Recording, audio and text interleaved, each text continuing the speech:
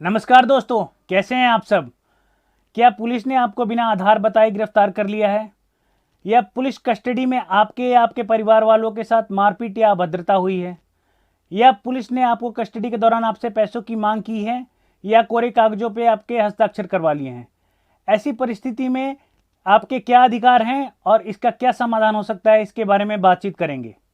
यदि गिरफ्तारी बिना आधार बताए की गई है तो ऐसे दिशा में आप 3 महत्वपूर्ण कार्य कर सकते हैं जिससे आपको कानूनी रूप से काफ़ी फ़ायदा मिलेगा। पहला है पुलिस कंट्रोल रूम में शिकायत दर्ज करना। जैसा कि दिल्ली में आप चाहें तो 112 112 पे फ़ोन करके अपनी शिकायत दर्ज कर सकते हैं, जिसमें ये बात बता सकते हैं कि एक व्यक्ति को कुछ लोग आए जो पुलिस की ड्रेस पहने हुए थे, उठाकर ले गए हैं और उन्होंने गिरफ्तारी का कोई आधार नहीं बताया है।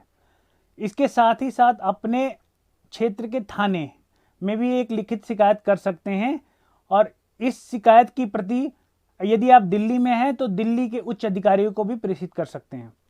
दोस्तों, हमको ये समझना पड़ेगा कि इस घटना में किसी व्यक्ति की जिंदगी और स्वतंत्रता का प्रश्न है।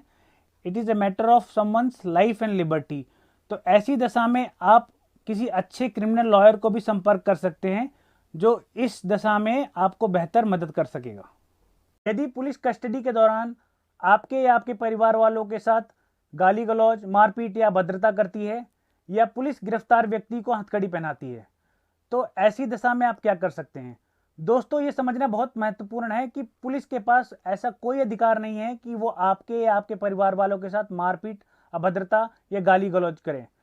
और यह भी महत्वपूर्ण है कि यदि पुलिस को अगर किसी गिरफ्तार व्यक्ति को हथकड़ी लगाना भी है तो वह सिर्फ और सिर्फ मजिस्ट्रेट के आदेश से ही लगा पाएगी। ऐसी दशा में अगर पुलिस फिर भी ये इन सब चीज़ों को करती है तो आप संबंधित थाने, जिस थाने में आपका दोस्त या मित्र कस्टडी में है, वहाँ के एसएचओ को आप लिखित रूप में शिकायत कर सकते हैं।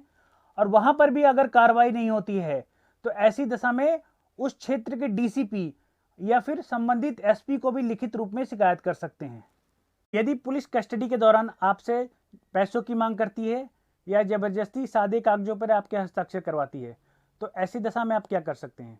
हमको ये समझना बहुत महत्वपूर्ण होगा कि पुलिस कभी भी हमसे न तो कस्टडी के दौरान पैसों की मांग कर सकती है और ना ही ज़बरदस्ती हमसे सादे कागजों पर हस्ताक्षर करवा सकती है।